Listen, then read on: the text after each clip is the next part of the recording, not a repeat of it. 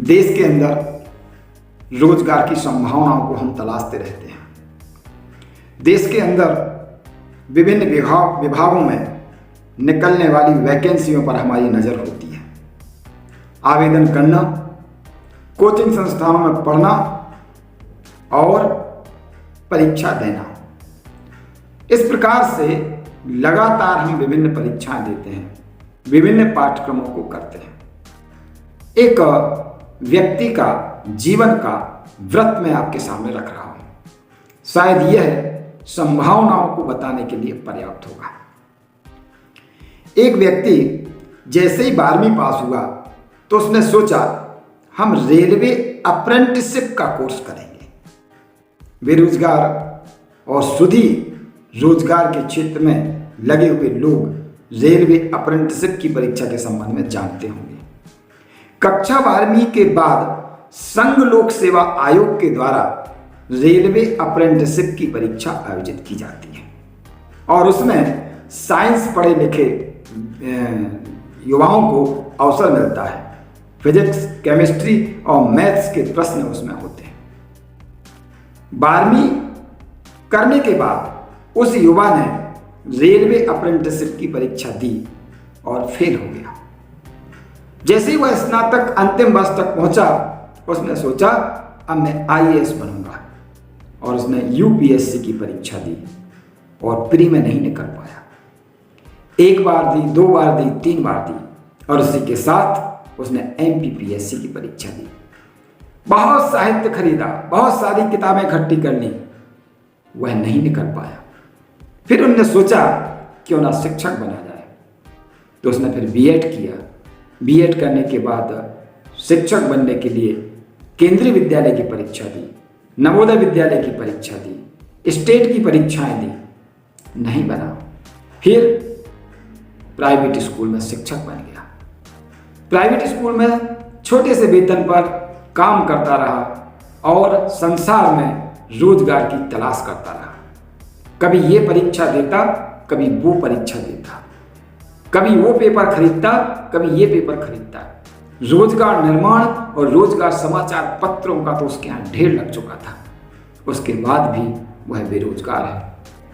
क्यों?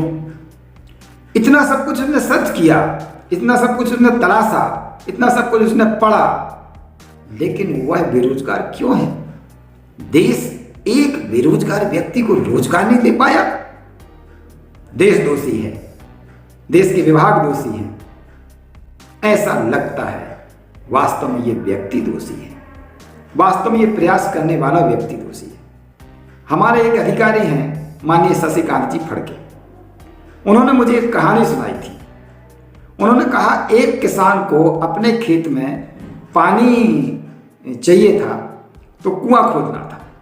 तो उसने एक संत के पास गया और उससे कहा कि हमें अपने खेत में पानी चाहिए तो कितना गड्ढा खोदना चाहिए। संत ने कहा कुछ नहीं, 120 फीट पर पानी मिल जाएगा। उसने 120 फीट खोदा, संत के पास गया, पानी नहीं मिला। संत ने कहा कोई बात नहीं, 150 कर दीजिए, पानी मिल जाएगा। उसने 150 फीट खोदा, तब भी पानी नहीं मिला। संत ने कहा पानी तो मिलना चाहिए, क्यों नहीं मिला? संत ने कहा चलो मैं भी खेत चलता हूं। और संत खेत गया तो उसने क्या देखा कि एक फीट के 150 गड्ढे उसके खेत में थे। एक फीट के 150 गड्ढे उसने खेत में खोद रखे थे। अब बताइए, खोदा तो उसने 150 फीट था, लेकिन गड्ढे अलग अलग स्थानों पर खोद रखे थे। मेरे कहने का अर्थ यह है कि इस बेरोजगार व्यक्ति ने प्रयास तो किया, लेकिन अलग अलग हिस्सों में, अलग अलग मामलों में, अलग अलग तरीके से, अलग अलग समयों पे, अलग अलग नौकरियों के लिए अलग अलग प्रयास किया। एक स्थान पर प्रयास क्यों नहीं किया? उसे करना चाहिए था। कभी PSC में जाना चाहता है, कभी UPSC में जाना चाहता है, कभी लिपिक बनना चाहता है, कभी पुलिस में जाना चाहता है, कभी अप्रेंटिसशिप बनना चाहता है, कभी शिक्षक बनना चाहता है। वह संसार में रोजगार की संभावनाएं तलाशता रहा, यद्यपि उसे अपने अंदर की संभावना को तलाशना था कि हमारे अंदर क्या संभावना है। प्रत्येक व्यक्ति को अपने अंदर की संभावना को तलाशना और अपने अंदर की संभावनाओं को तराशना, दोनों बातें आवश्यक है। जब संभावनाएं तलाश में आ जाती हैं तो उस दिशा में प्रयास चालू हो जाता है, और जब प्रयास चालू हो जाता है तो अपनी संभावनाओं की तराशना चालू हो जाता है, और जब संभावना तरस जाती है तो उस संभावना की दिशा में अपनी क्षमताएं बढ़ाने का काम करना चाहिए। क्षमताएं बढ़ाने का काम, इसका आशय क्या है? हम जिस क्षेत्र में भी अपने आप को उतारना चाहते हैं उस क्षेत्र में इतना अधिक श्रम करें, इतना परिश्रम करें कि वह क्षेत्र अपने आप हमारी विशेषज्ञता के आधार पर हमें बुलाए, हमें आहूत करे। हम करते सिर्फ यही हैं। पूरे विश्व के अंदर 99% बेरोजगार रोजगार की तलाश करते हैं उसे, जबकि अपने अंदर रोजगार के किन क्षेत्रों में संभावना है इसकी तलाश करना चाहिए। अंदर के पट खोलना, अंदर की संभावनाओं की तलाश करना, बाहर अपने आप संभाव्यता मिल जाएगी। यही मेरा संदेश है युवाओं के लिए कि अपने अंदर की संभावनाओं को तलाशें, विकसित करें। कई बार ऐसा भी होता है कि हमें काम तो मिलता है लेकिन हम काम से जी चुराते हैं, काम को छोटा या बड़ा समझते हैं, काम के प्रति हमारी ऊर्जा 100% नहीं लग पाती है, और यही कारण है कि हम लगातार दूसरों की सफलताओं को देख करके चिढ़ते हैं, कुढ़ते हैं, उनकी संपन्नता को देख करके जलते हैं और अपने आप के विकास के लिए अपनी ओर नहीं देखते हैं।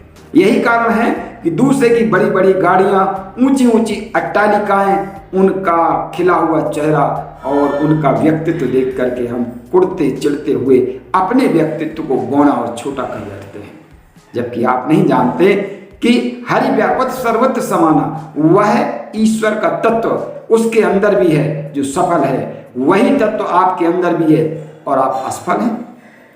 उसके अंदर भी वही संभावना है, वो सफल है क्योंकि उसने उस संभावना को तराशा, और आप में वही संभावना है, आप असफल हैं क्योंकि आपने कहीं ना कहीं संसार को देखा, अपने अंदर की संभाव्यता को विकसित करने के लिए प्रयास नहीं किया है। इसलिए हे युवा साथियों, संसार के अंदर रोजगार की कितनी संभावना है, देश के अंदर कितनी संभावना है, सरकार आपको क्या दे सकती है, ये देखने की बजाय हमारे अंदर किन संभावनाओं को उकेरा जा सकता है, विकसित किया जा सकता है, उनको विकसित कीजिए, तराशिए, संकल्प लीजिए और सिद्धि प्राप्त कीजिए। अंदर की संभावनाओं से संकल्प और संकल्प से सिद्धि आपको अवश्य मिलेगी। एक बार अपने अंदर की संभावनाओं पर आपको विचार करना ही होगा, तभी आप सफल होंगे। जिन ने अंदर की संभावनाओं को तलाशा है, बाहर सफलता प्राप्त की है, और जिनने अंदर की संभावनाओं के गेट बंद किए, द्वार बंद किए और बाहर के आंकड़ों को देखता रहा, कहाँ किस विभाग में कितनी नौकरियां हैं, वह लगातार नौकरियों के लिए दर बदर विभाग परीक्षा के हालों में भटकता रहा।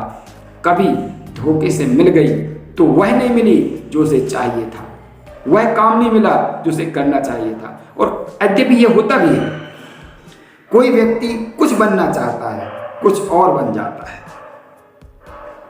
हर किसी को मुकम्मल जहां नहीं मिलता, किसी को जमीन तो किसी को आसमान नहीं मिलता। फिर वो ऐसे गीत सुनता है और गाता है। और मैं कहता हूं, हर किसी को मुकम्मल जहां मिलता है, केवल उस जहां को तराशने और परिश्रम करने की आवश्यकता है। युवाओं, जुट जाइए, अपने अंदर के तमस को, अंधकार को समाप्त कीजिए और इस दिवाली से संकल्प लीजिए कि हम वह प्राप्त करेंगे जो हमारी क्षमता है और हमारा अधिकार भी। नमस्कार।